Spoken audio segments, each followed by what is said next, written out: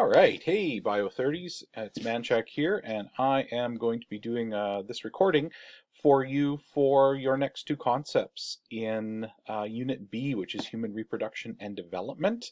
So far in this unit, we have gone through the male reproductive system, talked about all of the structures and functions associated with that system. Then we moved on to talk about, also in that system, we talked about spermatogenesis and talked about how the hormones like testosterone are involved in that process. Then we moved into talking about the female reproductive system, talked about the structure and function of all the parts associated with that system and how that system is involved in the development of an egg and maturation of eggs, with the hope that sperm and egg come together at some point and meet to develop a new human being.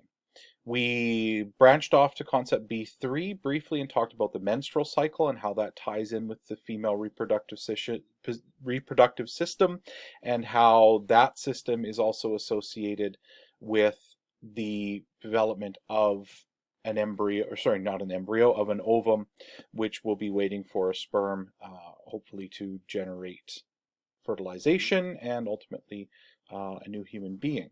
Where we're moving into now is we're basically going to pick up at the point where we've got a developed sperm and a developed ovum, and they are about to meet in the process called fertilization. So I'm just going to change the video here and sort of show you what's going on. So we are moving into concepts B4 and B5. These are incidentally the last two concepts in Unit B.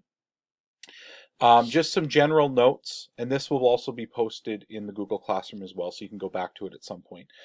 Just some general notes. B4 covers fertilization, embryonic and fetal development, childbirth, and then lactation, and a couple of other things associated with after pregnancy, sort of things that go on in the female body. B5 covers reproductive technologies, STIs, sexually transmitted infections, and teratogens. This includes the project that I assigned to you prior to spring break. So if you haven't got to it yet, I'd like to include it as a mark for you, so please make sure you get it done. There's no real due date on it. I think I'd set it for April 6th, which I believe is next Monday, or coming up very quickly, I guess. I'm recording this on Thursday, April 2nd, so next Monday for me. But as long as you get it done, that's all that matters to me. So if you've got some time to work on it, great. It just gives you an exploration into some of the other things that we might need to know moving forward. As we move through this lesson, I'm going to be talking about some of these videos that you see on here that I've tracked down on the internet that I think will add to what I'm talking about in each of the lessons. It's not required that you look at these, but I believe that it's really important that you do. I'm going to highlight in particular this last one here, Life's Greatest Miracle. I believe I talked about this before. It is a fantastic video. It is almost an hour long, so be warned about that. And there is a little bit of graphic content near the end, and it's graphic in so much as it shows childbirth. So if you're not comfortable with that, I made a note in the resources section on your Google Classroom at about what point that content comes up. And if you're not comfortable watching that, then you do not have to watch it.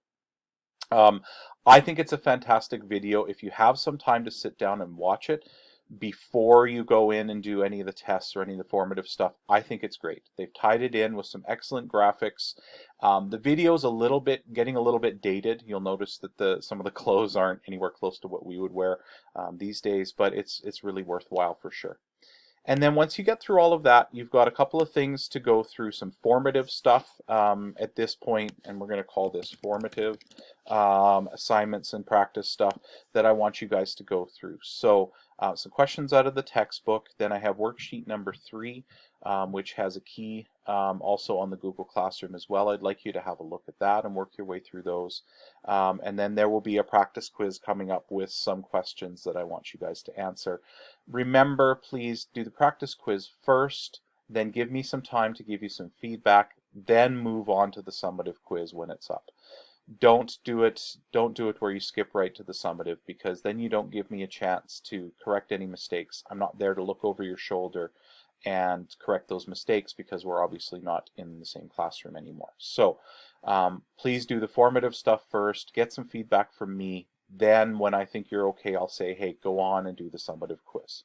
All right, so let's move on to the lesson here. This is going to be, I think, I don't have an idea exactly how long this is going to take me, but I think that it's going to take a fair amount of time for us to get through this lesson. So bear with me. Feel free to pause at any point and come back to this later on. This is a pretty hefty concept B4. So let's make sure that we work our way through. And we're kind of tying a bunch of things together as well as bringing in some new stuff. So these are the objectives straight out of the program of studies that you guys are going to need to understand. And we're going to be moving through a whole bunch of things that we need to be aware of. So we're going to be talking, we've talked about how we're going to get to embryo and fetus, and how we got to that sperm and egg situation. We're going to talk about STIs right at the end. That's concept B5 that's coming up. Then we're going to talk, the big ones we're going to trace the processes of fertilization, implantation, and extraembryonic membrane formation. We're going to talk about these membranes, the placenta, the amnion, chorion, allantois. And then we'll talk about fetal and embryonic development, parturition, which is childbirth, and lactation. And then we're going to actually introduce a couple of, or one or two, yeah, probably 2 or 3 new hormones: human chorionic gonadotropin, oxytocin, and prolactin will come up as well. We'll describe the development from fertilization to childbirth, which is this bit here. And any physiological events that might take place. We're going to talk about the 3 trimesters during pregnancy and what goes on with the embryo and fetus at that point. We're going to talk about terms like zygote, blastocyst, gastrulation, and general morphogenesis. And morphogenesis is how the fetus or embryo and fetus develop the different parts of the body that we associate. So the morpho meaning morphology or physical parts, and genesis is the creation of those physical parts. We'll talk about the major tissues and organs that arise from differentiation and morphological development of the ectoderm, mesoderm, and endoderm in the embryo, and we'll talk about what those are. Then we're going to get into talking about, this is B5 now, teratogens, those kinds of things, and reproductive technologies. So we've got a lot to go through in this lesson. So it's going to take us a while to get through there. Like I said, pause at any point. If I mention a video that I think you might find important, and I'll try to remember to look at my little notes here to remind myself of what I want to talk to you guys about. So if I mention a video, feel free to pause and watch the video. If you're sick and to listen to my voice, then go move on to that. Take a break when you need it. So let's we're going to pick up here where we sort of left off with the male and female reproductive systems. And where we left off was we had developed and matured eggs and sperm. And we got to the point where we know that egg and sperm usually meet somewhere in the fallopian tube, and we end up having fertilization occur. So we know that when the egg is ovulated, when it leaves the ovaries and starts to move its way down the fallopian tube, it has about 24 hours before it becomes inviable. It's no longer viable.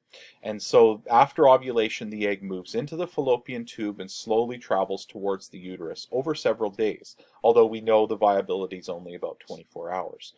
Fertilization must occur in the fallopian tube due to the egg's short lifespan.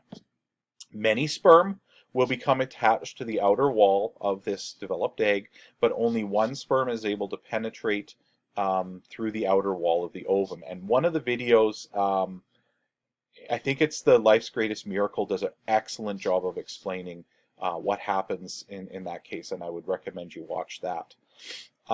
It's early on in the video, I believe. Once the sperm has penetrated the egg, there's a chemical barrier that instantly forms around the egg that basically acts as a protective barrier so that no more sperm can get in. And that's really important when you think about it, because we want to make sure that the fertilized egg, what we call a zygote, has 46 chromosomes in it, 23 pairs of chromosomes. One half of that pair comes from your mother, the other half of that pair comes from your father. And so we want to make sure that when the sperm and the egg fuse, right, during fertilization, that we have 23 chromosomes from your father, 23 from your mother, coming together to make a total of 46. If extra sperm slip in, then that is going to cause major problems and likely abort very early on that pregnancy. So after fertilization, at that point, the nuclei of the sperm and the ovum, that's where the chromosomes are located, they unite, creating what we call a zygote, which contains 23 chromosomes from the sperm or your father and 23 chromosomes from the egg or your mother. Make sense? I hope so. I just had to put this diagram up here to remind you that the egg looks like something like that, and that it's spilled out of the ovary and into the fallopian tube, and then it gets fertilized along that path down. Now, once fertilization occurs, there's a bunch of other things that take place along the way there inside the newly fertilized egg, the zygote. And that zygote then will begin to move down the fallopian tube over the next 3 to 5 days, depending on where it met the sperm and a bunch of other factors. And it's undergoing a lot of cell divisions at that point we call cleavage. Now, it's important to realize at this point that basically all the cell is doing is it's going through and making exact copies of itself. So it started out as one cell, which divides into 2 cells that are exactly the same, which divides into 4 cells. Each of those divide to make 4 cells, and 8 and 16 and so on and so on. And this whole process is called cleavage, and it creates basically a mass of cells still contained inside that barrier that the egg, or that the fertilized egg was contained in. So the cleavage involves the equal division of the zygote into smaller cells without increasing the size of the original cell. And each of these cells is what we call totipotent, which is a term that we've never discussed before. Totipotent means that each cell has the potential to form all of the different cell types in the developing embryo. We would call them undifferentiated cells.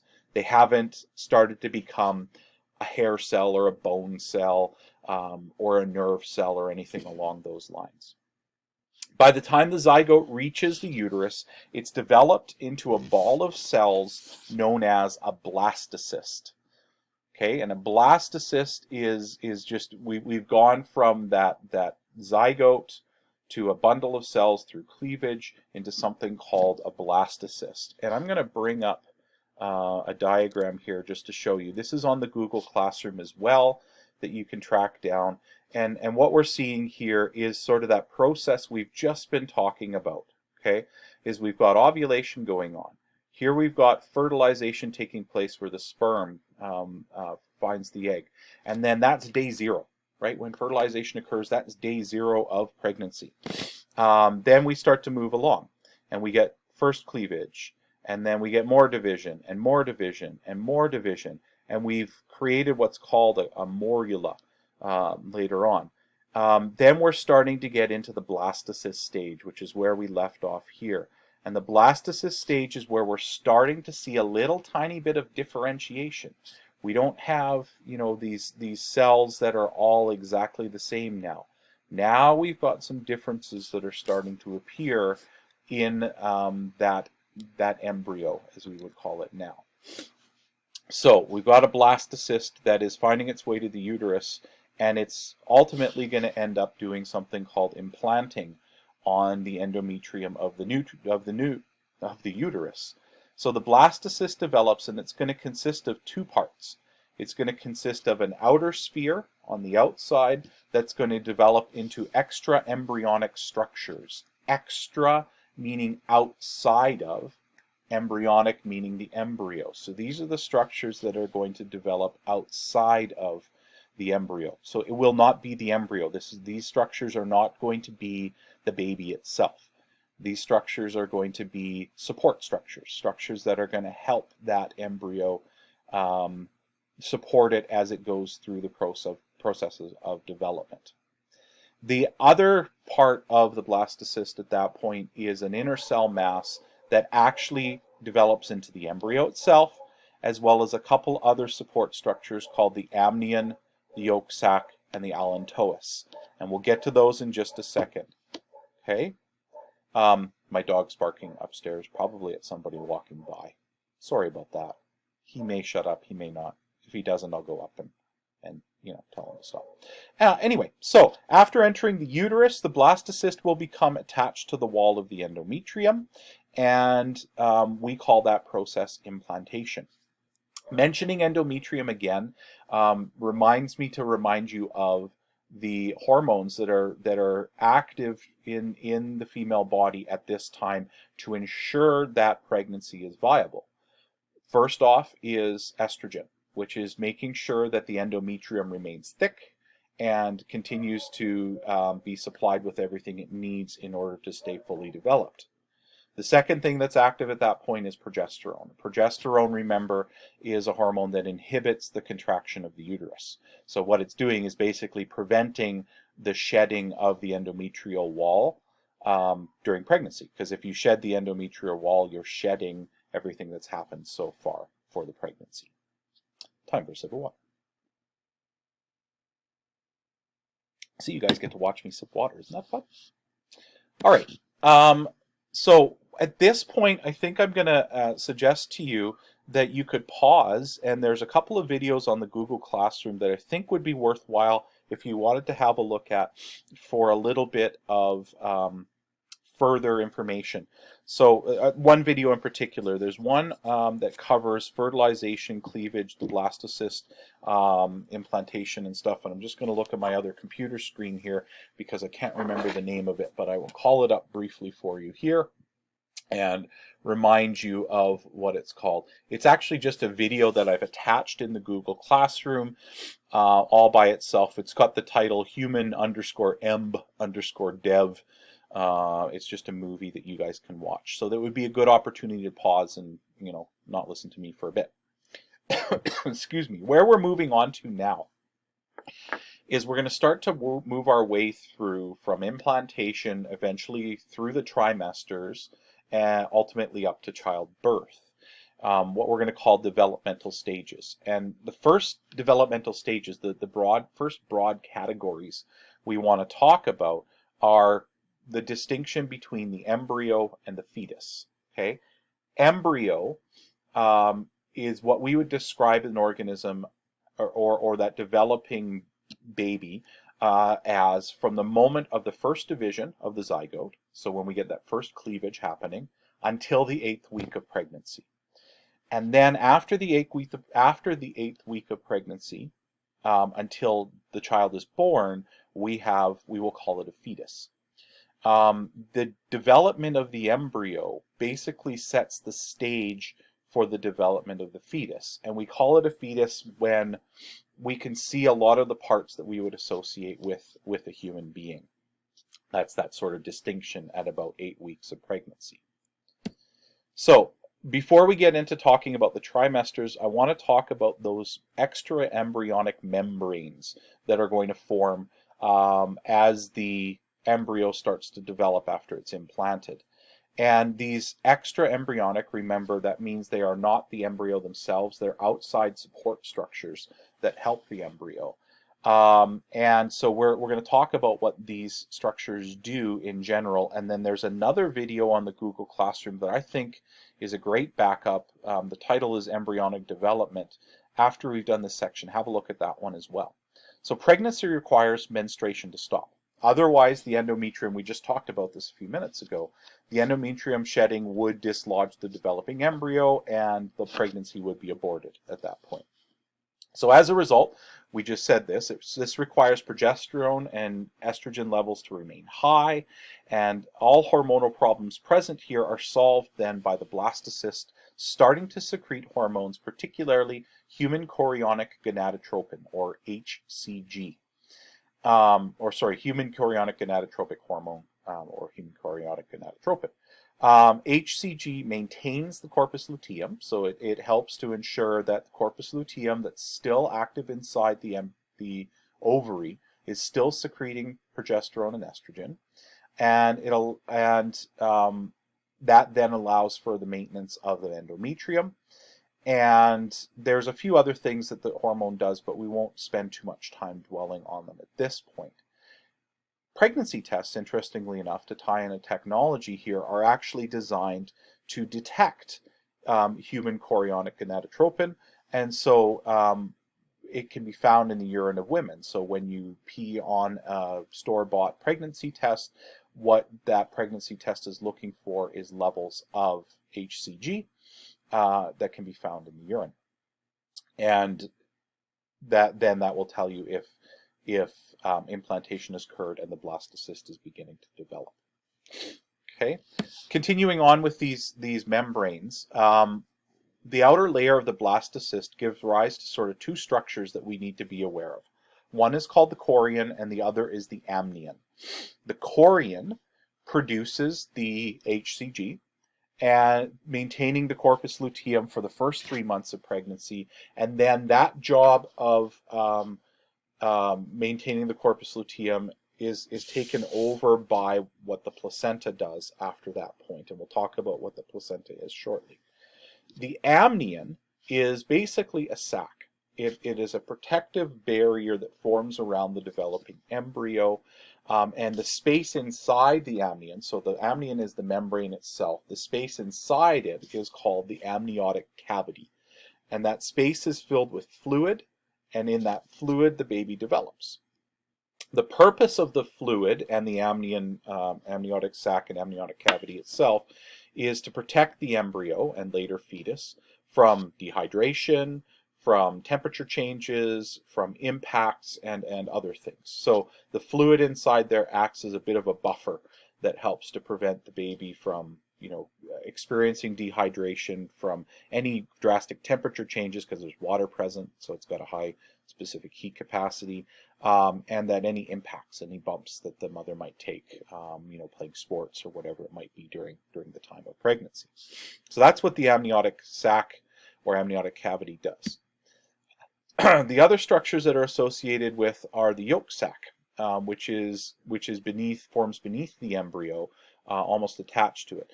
And really, for us as humans, the yolk sac doesn't do a whole lot.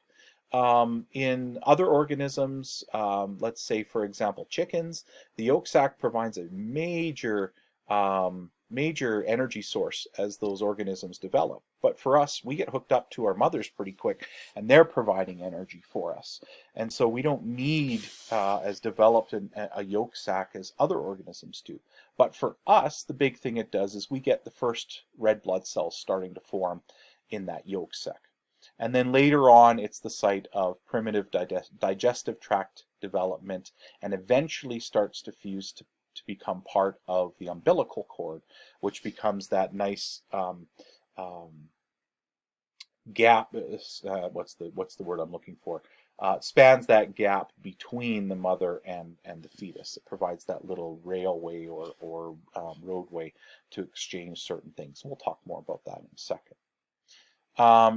Eventually, the cells from the embryo that make up the umbilical cord and part of the chorion form what we call the placenta. And the placenta is hugely important. The placenta, basically, as it grows, starts to implant itself. So if this is the endometrium over here with all of these little curves and inside and outside bits, the placenta basically just starts to grow into the endometrium.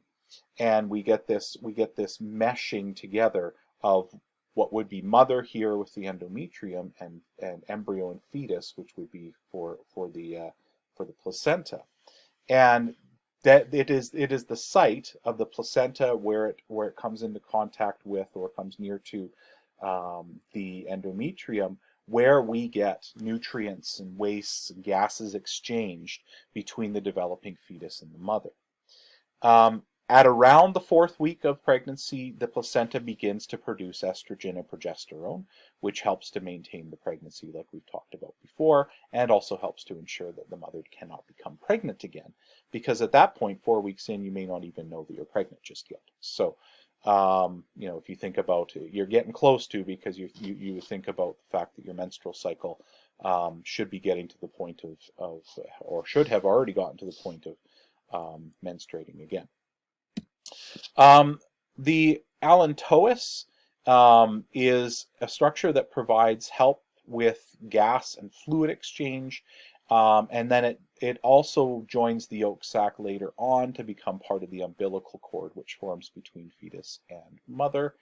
It basically turns into the blood vessels in the umbilical cord in the placenta. And then the umbilical cord, if you can look at the diagram here, is this structure here that connects the placenta, which is the lighter colored structure all the way out around here with all of these little squiggles on it. It connects the fetus to the placenta. And then remember the endometrium is this sort of pink colored, darker colored stuff that sort of the placenta grows into. Okay, so this diagram is a good explanation of what we're talking about. The extra embryonic coelom is this gap here, and that video that I mentioned before on embryonic development, have a look because it does a better job of this diagram, and I think honestly better than I did at explaining it. So those are the bits and pieces that we need to know for the extra embryonic membrane formation. So now we're going to move on to, sorry, just another diagram here. What I like about this is this shows you sort of where the placenta is. The placenta tends to be located in one general area inside the uterus, not all the way around where the embryo is developing. And this is sort of showing the gap. So this would be your umbilical cord, which contains blood vessels, which turn into capillary beds as we get further away from the embryo. And then those the placenta embeds itself inside the endometrium, and we've got maternal blood vessels nearby. And what's really important for me to point out right now is that the fetal blood, the blood of the baby that's developing, and the blood of the mother never come in contact with each other. Okay, and it's really important to realize that. If you think back to Bio 20, we know what happens when two blood types that are not compatible mix together. What ends up happening is you end up with clotting that takes place. And it's very likely that a mother will not have the same blood type as her developing fetus. And so what happens is there's no blood that's exchanged at these spots where the umbilical cord, the placenta, gets very close to the mother's blood vessels. And so what happens then is we're just getting nutrients and wastes and gases basically jumping across the gap here, kind of like we would have in our lungs or between our capillaries and other cells in our body. So nothing unusual going on here other than the fact that I want you guys to understand there is no exchange of blood between mother and fetus. If we did, there could be major complications for both the mother and the fetus as a result. All right, so now we're moving into embryonic and fetal development. We know kind of what's happening with the embryo, but what I want to get into now is talking about where all of the parts that we have in our body start to develop. This is the process of morphogenesis. I mentioned earlier, it's kind of the parts that we know, where are they generated? Where do they come from? So it's the development of an organism as it grows and increases in the number of cells, and it differentiates, and that's a big one. Differentiation means it's no longer that totipotent cell, that can become anything. The cells start to have certain parts of their DNA turned on and turned off so that they can become whatever cell they need to be, a bone cell, a nerve cell, a skin cell, whatever it might be. So cells start to specialize into various tissues, organs, and systems as a whole. During the 9-month human pregnancy, we can track various examples of morphogenesis as we go through. We usually divide that 9-month pregnancy into 3 trimesters: the first, the second, and the third. The first trimester starts at conception and ends at the end of month 3. The second trimester starts at the beginning of month 4 and ends at the end of the 6th month. And then the third trimester is from month 7 until whenever the child is born. And each of those trimesters has certain things that are happening that are characterized by that particular trimester, and we'll go through those in a moment here. Now, I'm going to just move my video sort of out of the way here so you can see that diagram a little bit better. This diagram is illustrating sort of the whole of pregnancy, okay? And it gets a little confusing right at the beginning here, because really pregnancy, or we measure these weeks from when the woman last menstruated. And so why we start at week 2 for fertilization is because at day 14 is when the egg was released. And so fertilization obviously had to occur somewhere around week 2. Okay, then what I want you guys to pay attention to, we're not going to deal with a lot of this stuff up here. We would call prenatal development is the development of the fetus and embryo before it gets born. I want you guys to notice first trimester, second trimester, third trimester. Okay, I want you to notice embryogenesis takes place if we count 3 months is about 12 weeks, so we're going to be right around here. We're transitioning from embryo to fetus, and then fetal development takes place all the way along. This is the measurement of our months going on here. Remember, months don't always match up perfectly with number of weeks and those kinds of things. Couple of other things to make note of. Usually, what we mean by viability here is usually if a fetus is born, starting anywhere in this 7th month range, they are, viability is there's a good chance that they're going to survive, but they would be a premature baby, and so would require a lot of support in those first few months. Childbirth on average happens around the 40th week of pregnancy, 40th, 42nd, 41st, 42nd, somewhere around there.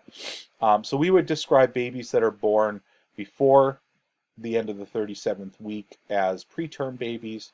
Term babies would be from the beginning of the 38th week to about the end of the 42nd week, and post-mature babies would be the ones that were born after the 42nd week. Okay.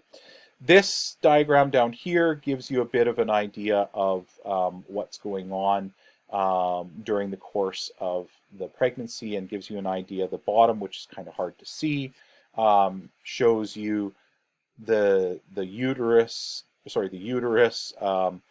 and the spinal cord and other development that's going on, and then inside there is the little blob that becomes the baby as we move through. An embryo at 4 weeks is about that size, and you can't even see it inside the nucleus or uterus. It's just a dot. Then at about 8 weeks, it started to stretch the uterus, but I would say that the mother would not be showing anything at that point. At 18 weeks, so 18 weeks puts us into about the middle of the second trimester, early middle of the second trimester. What's really interesting is you're starting to see what looks a lot like a baby starting to develop at that point. You could definitely see that the mother is starting to show a little bit. And then this would be a full-term baby here. The mother's abdomen has grown quite large, as the baby has as well, or the fetus has as well, and you would see a baby or a fetus that looks very similar to what a baby would be when it's born. So let's talk about the first trimester. During the first trimester, I'm going to move my video screen back over here, just because I like to have it up there. During the first trimester, I would argue, and I really want you guys to know this, the first trimester is the most important time in pregnancy for that embryo and fetus as it develops. It's so important because all of the major organ systems begin to form. The placenta is developed and works its way into the endometrium. Bones and muscles begin to develop. So everything starts to happen in that first trimester. And if there's anything that goes wrong, when we talk about teratogens later on, environmental things that can affect the development of a fetus, if it happens in the first trimester, usually it has major effects on that fetus as it develops. Development of organs is called organogenesis. There's that suffix genesis again, so the creation of, or the beginnings of And what I want you guys to pay attention to is this process around the second week of development that occurs in the embryo during the first trimester. So we're still in embryo stage here. Something called gastrulation occurs. And gastrulation is what happens when that blastocyst that was a two-layer structure, remember the outside and then the inside bit, becomes a three-layered structure, what we call the gastrula. And the three layers that develop at that point are called the ectoderm, mesoderm, and endoderm. And those three layers basically become the layers that form all the parts of your body as you develop. So the ectoderm, which is the outside layer, differentiates into the nervous system, skin, and tooth enamel, just as examples. So that kind of makes sense. That stuff's on the outside. The mesoderm, think meso and middle, is the layer that's on the middle. And the mesoderm differentiates into things like connective tissue, bones, cartilage, blood vessels, muscles, and parts of the gonads. So that makes sense too, because that stuff's kind of middle. And then the endoderm, which is the absolute middle part. So you've got the outside, the middle, and the very inside. The endoderm, which is in the middle, differentiates into the lining of the digestive system and respiratory systems, develops into some of our internal organs like the liver, pancreas, thyroid gland, and other things. Okay, so what I need you to know on this section is understand what gastrulation is, understand the structure that's called the gastrula, that is the developing embryo, and understand what the three layers are and what they will ultimately develop into. Okay, and it's important to understand that process. There's a video. This link down here reminds me to tell you that there's a video again that video that talked about that I mentioned earlier about fertilization, cleavage, and the blastocyst. That has some really interesting stuff on what goes on in the gastrulation process.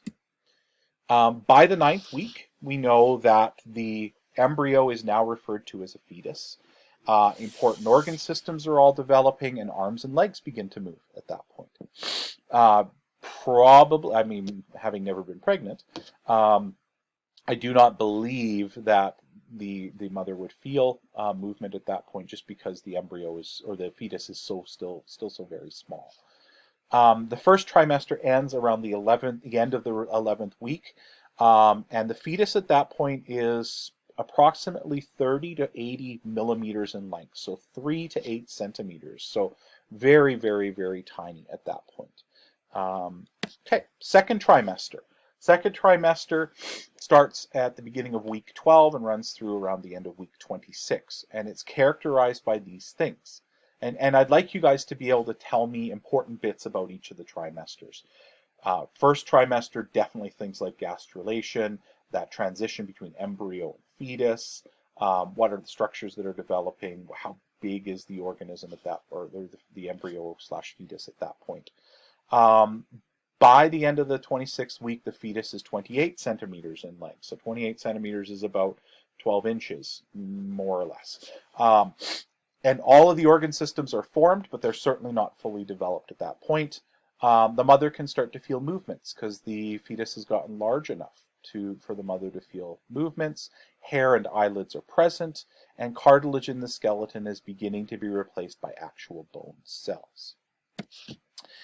In the third trimester, starting at around week 27 and ending whenever the child is born, the final growth spurt happens, and really we get a lot of the massive development of size of the fetus in that third trimester. So we get increasing body mass and the final development of organs. Basically, we have to get the child ready to no longer be supported inside the womb. They have to be able to breathe on their own. They have to be able to have the muscles developed ready to swallow. The digestive system needs to be ready to digest milk and those kinds of things. The fat starts to deposit, and the fat is important to ensure that the fetus has all of the energy that it needs to really continue to grow once it's no longer inside the mother. Eyelids open and eyes are open, and the fetus can look around. Lungs can function on their own. if in case of premature birth. And at around the end of week 39, what we would call term, we've got a baby that is between 48 and 53 centimeters, so about half a meter in length. Page 534 of your textbook has an excellent summary of the trimesters. If you wanted to pause now and have a look at that, I would highly recommend it. It's a good quick review, so I will pause for a second. Okay, I'm back. Now, this is just a quick rundown again of what the fetal development looks like. We've seen the top diagram before, and these ones are sort of ultrasounds of what's going on at the different stages in development. That was a video that doesn't work anymore. So this is where we're going to transition out of, we've gone through the trimesters. We've talked about embryonic and fetal development. We know sort of what's going on in each of the stages. Now we're going to move into the childbirth portion where the fetus is fully developed and it is ready to come out. What you're going to want to pay attention to here is what's going on with hormones at this point. During the course of pregnancy prior to childbirth, levels of estrogen and progesterone have remained high. HCG has remained high. Now what's going to happen is we're going to start to see some changes in those hormone levels, and other hormones are going to be introduced here at this point too. So watch out for those hormones. Remember, I'd like you to be able to do feedback loops with them and all of those kinds of things. So parturition is the technical term for the act of giving birth. And the average pregnancy lasts about 40 weeks or 266 days.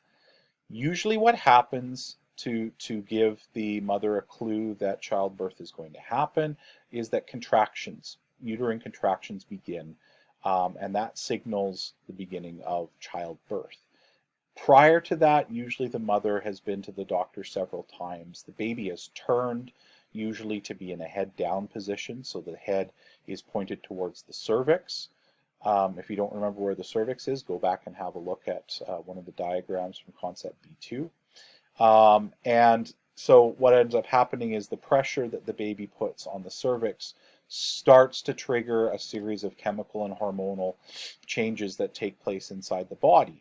And what ends up happening is the cervix has been a hardened structure through all of pregnancy. Basically, it's been a plug to ensure that the embryo and developing fetus have no way of leaving the uterus prematurely.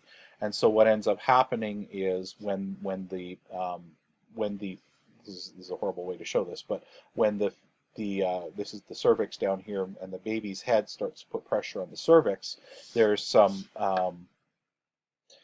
changes that take place hormonally and chemically that start to trigger the cervix to soften and begin to dilate. Okay, and so what ends up happening is the baby shifts downward and comes into contact with the cervix, and the cervix starts to dilate. So it was plugged, and then it starts to basically gradually open. Okay, enough that a baby can start to fit through that gap. The expecting mother is considered to be in labor when her contractions, the contractions of the uterus, are coming in 10 to 15 minute intervals. Remember, those contractions are there to squeeze the uterus to begin to push the fetus out of the uterus, through the cervix, into the vagina, and ultimately out into the outside world. So what happens at this point then is the pressure that the fetus is putting on the amnion membrane causes the amnion to rupture. So that's when the water breaks, and the cervical canal is forced open. So the baby starts to move head first into the cervix and ultimately into the vagina. The contractions move the baby through the birth canal, the vagina, and at this point the baby is delivered. And it sounds very, very simple when I describe it that way, but let me tell you, it is not. Afterwards, a short time after the child has been delivered, the placenta is also delivered. It detaches from the walls of the endometrium and is delivered outside the mother as well. So this is the diagram that we're showing. So we see the baby in a head down position, pushing up against the cervix. That's this structure right here. There's the vagina, and what happens is the baby keeps pushing. You'll notice the cervix widens, and the baby starts to push through. The vagina starts to widen as well. The amniotic fluid comes out. That's the water breaking bit, and then the baby starts to move its way out of the mother.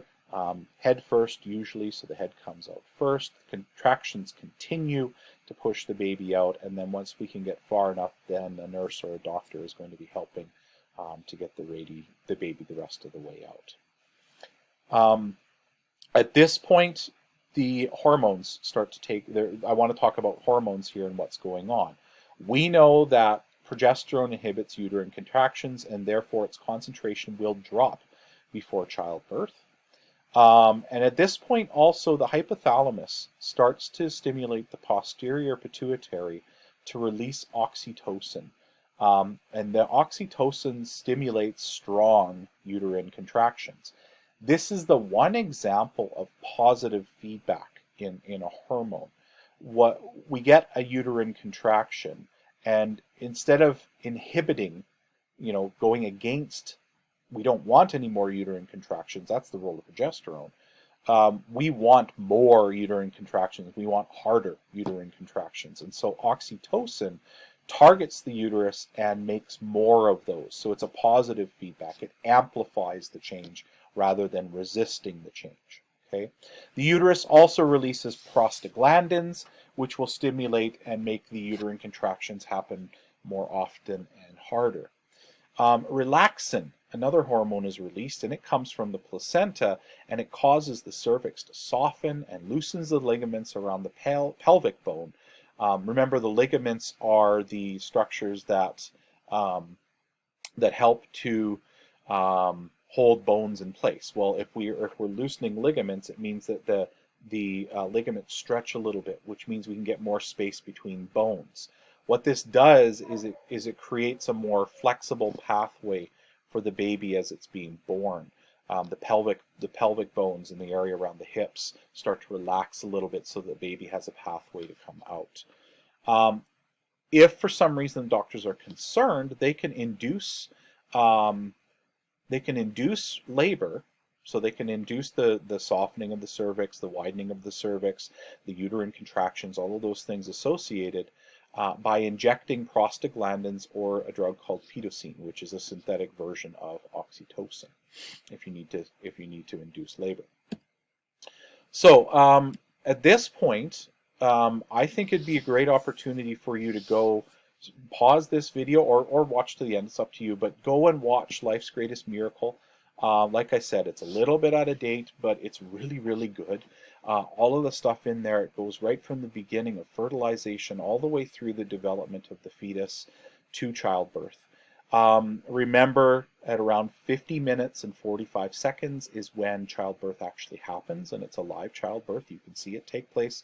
If you're going to struggle with that, you don't have to watch it. Just pause it at that point and fast forward to the end, or whatever you want to do.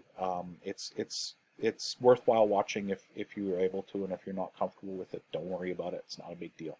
But it's a really great video for you guys to check out. Ignore this. This is an old video I can't get access to anymore. So what I'm going to do now is just get into talking about what happens after childbirth.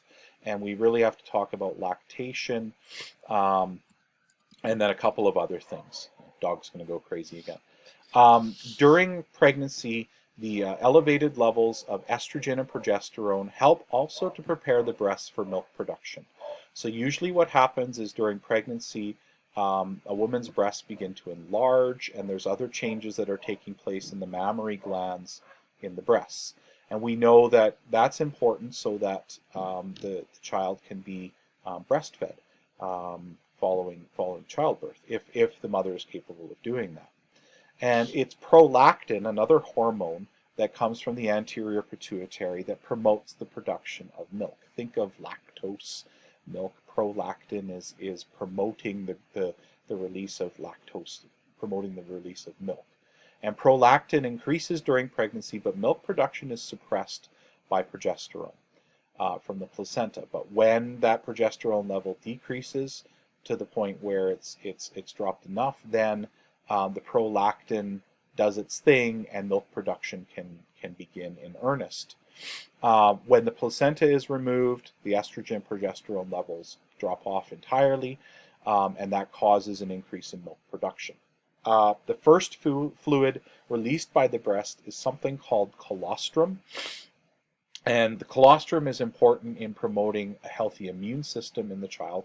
It contains a lot of antibodies and other things from the mother that helps to give the baby's immune system its first real shot.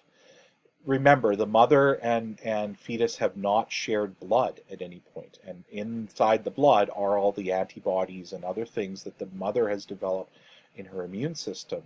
And so this colostrum provides the opportunity for the baby to get a little bit of shot of some of the antibodies that the mother has developed. Helps to improve their immune system, basically.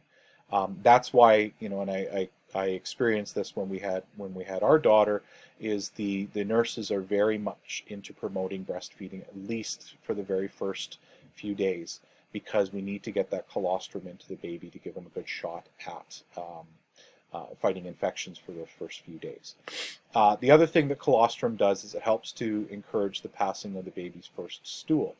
The baby has been going through in its development, its digestive system has been working to develop some waste products and move them down through the digestive system, ultimately through the large intestine and into the rectum.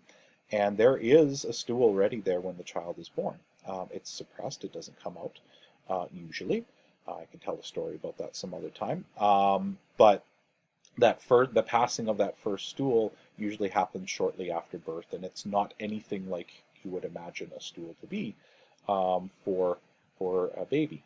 It's black and relatively thick and gooey. Doesn't really smell at all. It's really odd, very, very odd.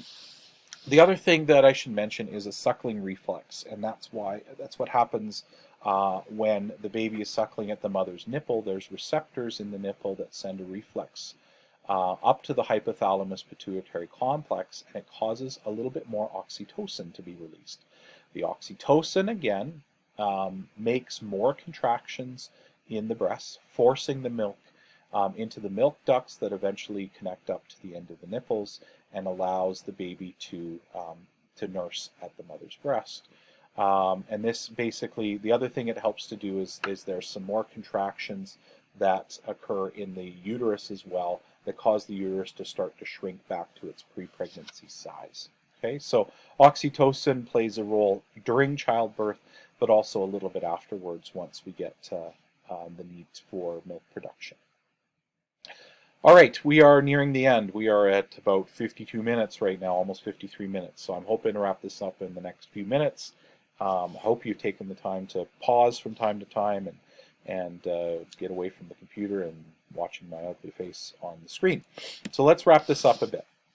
I want to talk about a couple of other terms. This is where we're really transitioning into concept B5 now, where we're talking about teratogens, which we'll see in a second here, sexually transmitted infections, and reproductive technologies. And this is what that project that I set for you guys before spring break was all about. So, the effects of environmental agents on embryonic and fetal development. Agents that are capable of causing developmental abnormalities in utero means in the uterus, are called teratogens. Now, what's interesting about these environmental agents is that they aren't necessarily harmful to the mother, but they can be very harmful to the tiny human being that is being developed inside the mother's uterus. So these teratogens can include, but are not limited to, social drugs, things like alcohol, cigarettes, and cocaine, and I would argue that all three of those are quite harmful, at high levels at least. We all know that, for example, drinking alcohol during pregnancy is not a good thing because it can cause fetal alcohol spectrum disorder, and that happens in the first trimester of pregnancy, where we get the alcohol messing around. The baby gets some alcohol in them as they develop, and that causes major problems. even though it's not really a drug, caffeine is something that is often regulated highly during pregnancy as well, because again, the fetus can get some caffeine into them as well, and that can cause problems. Medications, things like seizure medications need to be avoided, and something called thalidomide, and some of you might be researching that. That was a drug that was given to mothers to help ease morning sickness. The problem with it is they thought, oh, this is a great wonder drug, until they realized that actually it caused huge deformities in the babies, and we had babies being developed or being delivered with major physical deformities, and the common thing was all the mothers had thalidomide at some point during their pregnancy, so that's been outlawed. Infectious diseases like rubella and genital herpes, those kinds of things, can also cause problems in development, especially if you have an outbreak of any of them during pregnancy. It's important to note, and I mentioned this already, that between weeks 4 and 8 are when all the major organ systems in the body are being formed and developed, and that's when teratogens, these environmental agents, can have their greatest effect. And I love to ask questions about that. And then just a note that page 537 has a great table outlining the effects of some of the teratogens, and that your project that you're working on will highlight some of this as well. This is part of that diagram on page 537 that you guys can have a look at later on. Just a quick note about sexually transmitted infections as well. Something called pelvic inflammatory disease is a serious complication of some STIs, mainly chlamydia and gonorrhea. And what it can do is cause damage or scar tissue to the fallopian tubes when you have an infection like this in and near the uterus and ovaries. And untreated pelvic inflammatory disease can lead to serious consequences, including infertility, basically an egg, sperm or egg can't meet, or an ectopic pregnancy, which means that it's happening outside of the uterus. The implantation actually occurs in the fallopian tube, and you can sort of see where that might be a big problem, because the fallopian tube is not designed to stretch and grow like the uterus is. All right, just one last note here too. This is also related to the project, but it wouldn't hurt for you guys to go and have a quick look at some of these reproductive technologies. Maybe look up a couple of them on the internet. Pick a couple that you think are interesting and just have a look at them, just to give you an idea that there are technologies out there that can help during the process of reproduction, whether it is trying to fertilize eggs through in vitro fertilization, or using fertility drugs or donor sperm or something along those lines, to amniocentesis and what that does, to using ultrasounds to determine sex of babies, those kinds of things. So lots of interesting information out there on reproductive technologies. And that is it for our Unit B. That's all the stuff I have to teach you on this. So I hope you've enjoyed this. This is the longest video I've done so far. There was a lot to cover there. Don't be ashamed to pause, to go back from time to time, those kinds of things if you need to. Right now, then, you can proceed on to doing some of those these questions here on page 544, or maybe moving on to looking at the worksheet, and then ultimately moving on to those formative questions that I'm going to put up later. Remember, do the formative questions first, wait for the feedback from me, then go ahead and do the summative questions. I don't want you to get ahead of yourselves too much. That's it for Unit B. So what that means is, now that we're done this lesson, you'll wrap up the summative quiz on B4 and B5, and then we're going to move on to Unit C, starting to talk about mitosis and meiosis and other stuff associated with genetics. So that is when you're going to see me next. Hey, stay healthy, stay away from each other, and keep safe. See ya.